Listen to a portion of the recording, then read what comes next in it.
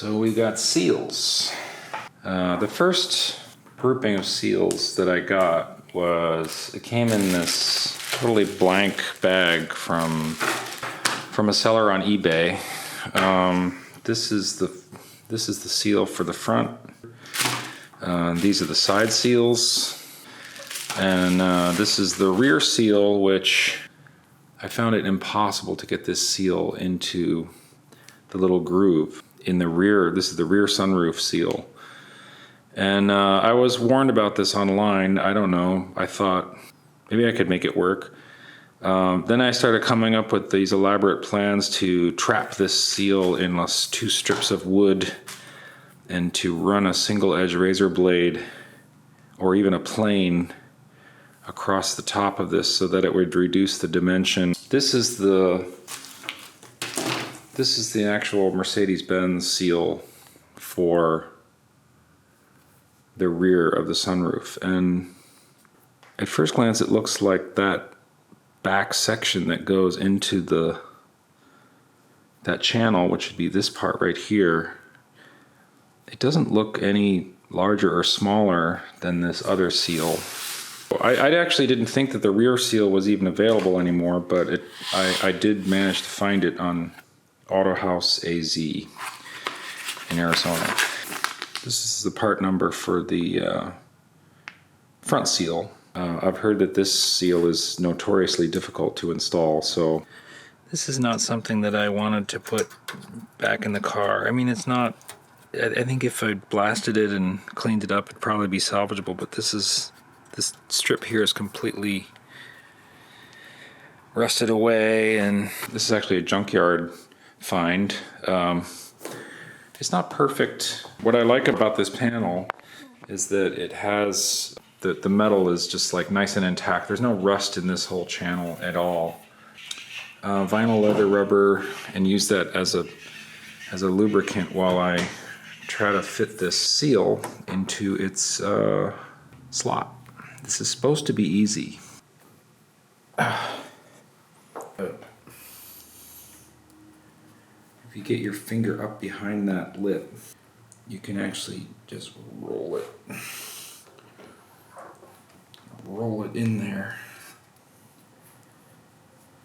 There, I've done 5 inches of seal.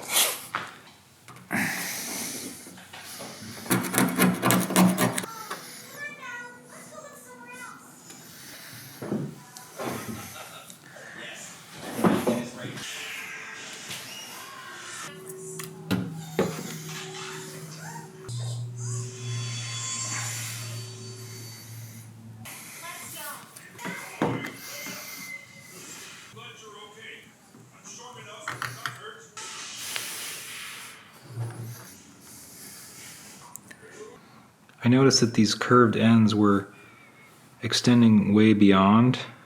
I thought, oh, I should squeeze it back in, because I was stretching it, as I'm working from the center out.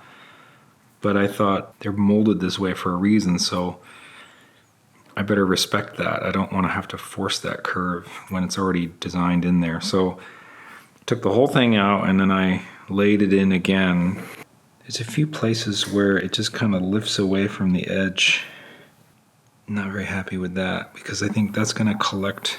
I think I might sneak some seam sealer in there or something, or see if it settles down after a week or so. But even when I take this tool, I try to force it down in there by taking something really thin and trying to set it in there, it still doesn't seat against the metal the way I wanted it to. I think I will end up trimming this little bit right here, but I mean, this is light years ahead of where it was before.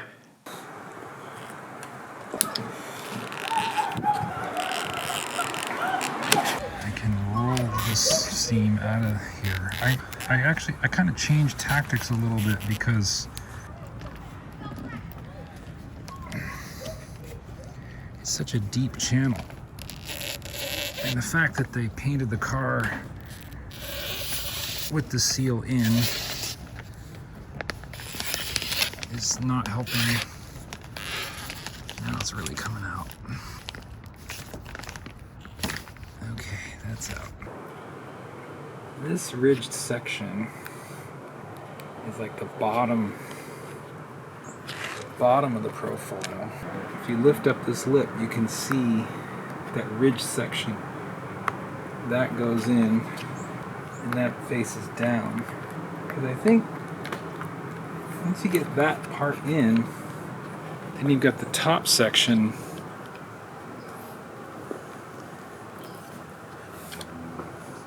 Hey now, look at that. Get that bottom ribbed section in, then you're kind of halfway home, segment by segment.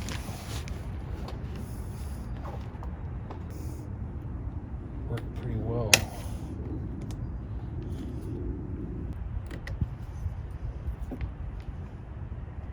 Yeah, it's getting there.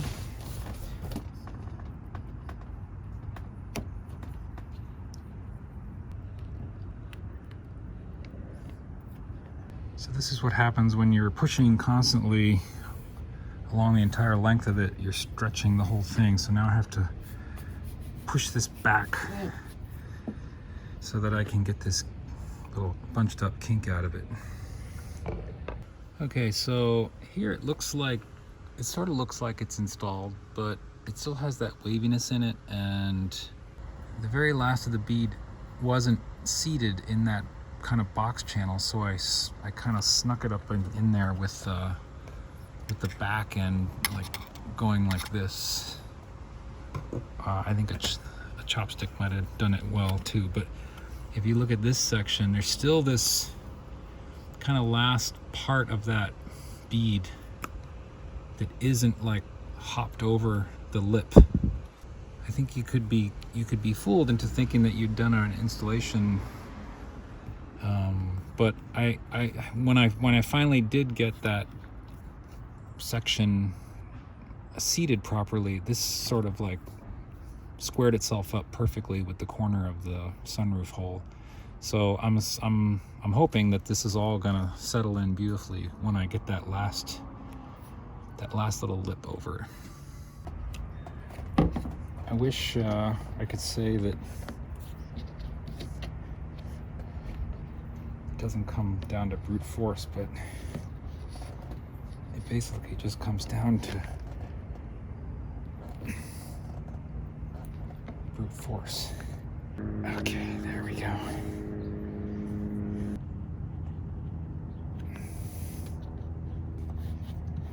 You know, the ironic thing is, after you're done, it's only about an eighth of an inch of rubber. I think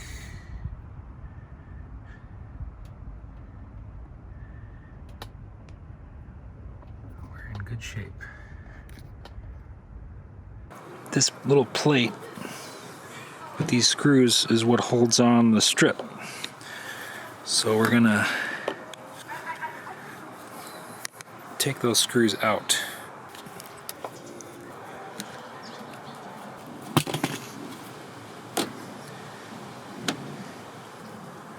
I think this needs to be trimmed slightly because it's just a little bit longer.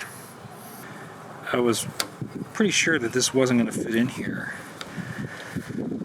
But I actually think now it might just fit. Yeah, it's like it's always in the nothing is ever easy department.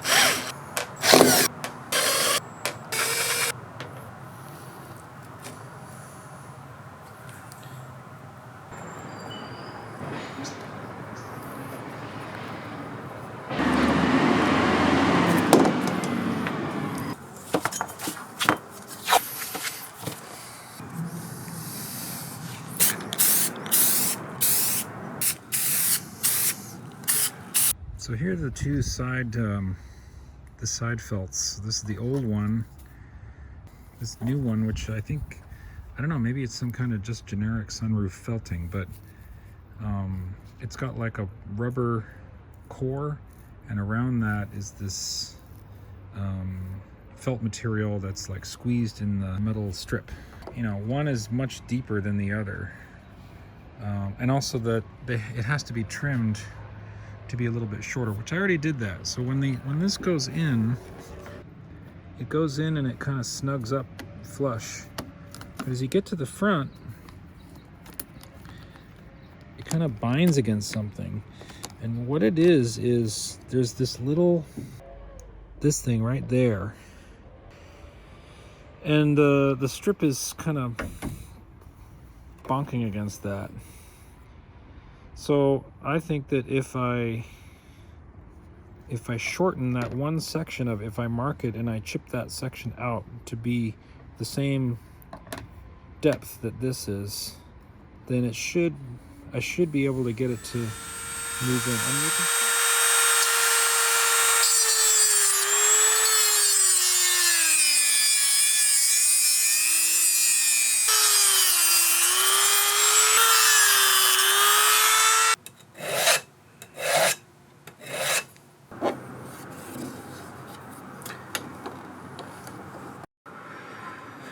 So the cutout that I made wasn't deep enough, so I decided to get less fancy, and I just went after it with the grinder.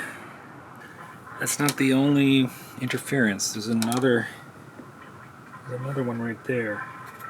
All right, so now they have 2 notches out. Okay, now it's binding a little bit here, so I'm gonna trim another, I don't know, 3/8 of an inch off both of them. Okay, I think we have a winner.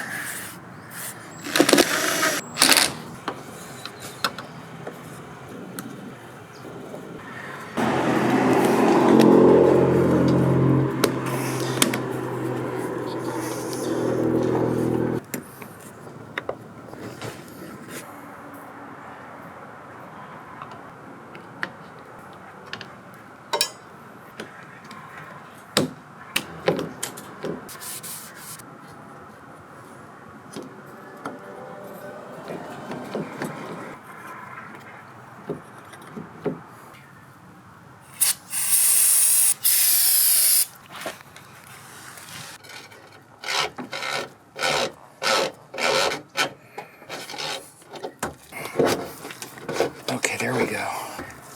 Okay, start the ignition again. There it goes. Go the other way. Wait. Okay, go back. No, go in again. Okay, stop. Okay.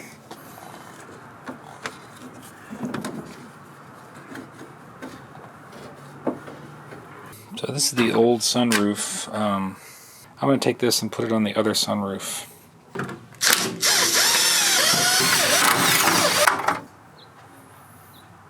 Perfect. I almost forgot about these things.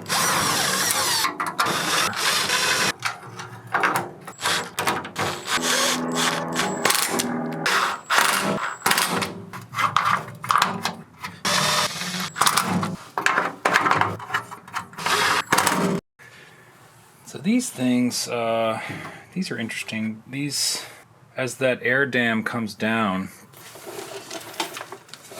it's actually right here. This thing, as it gets pulled down, it locks into these. I think I don't know if it acts as a forward limit, but on the one that I took from the junkyard, these disintegrated as I removed them, so I'm kind of hoping that these don't do that. Impossible to get.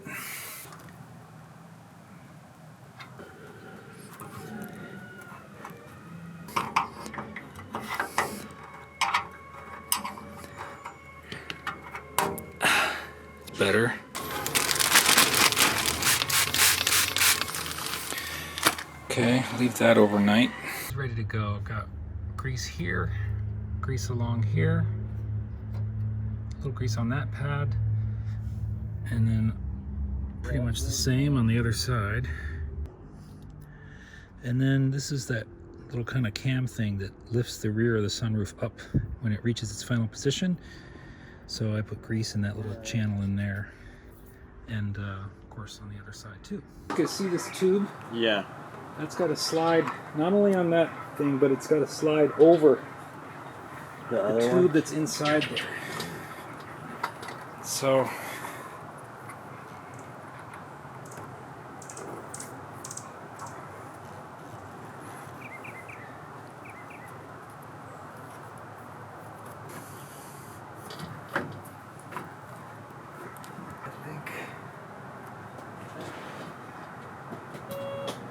those pins that go into those little lifting cams are in this little clip. Hopefully it's lined up. Maybe from the other side. Good.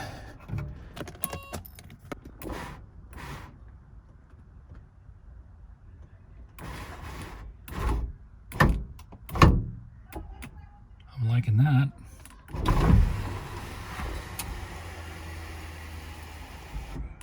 I'm liking that.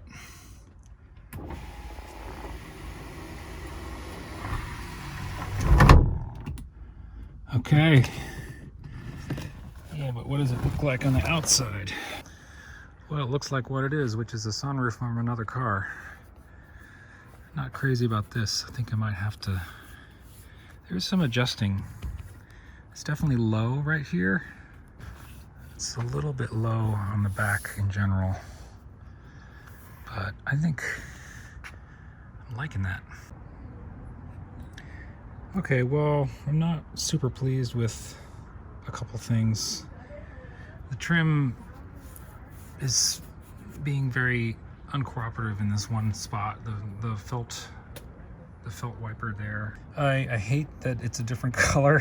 I didn't think it would bother me, but when you see it closed, you'll be like, oh yeah, that looks pretty bad. So I think I will eventually have this repainted.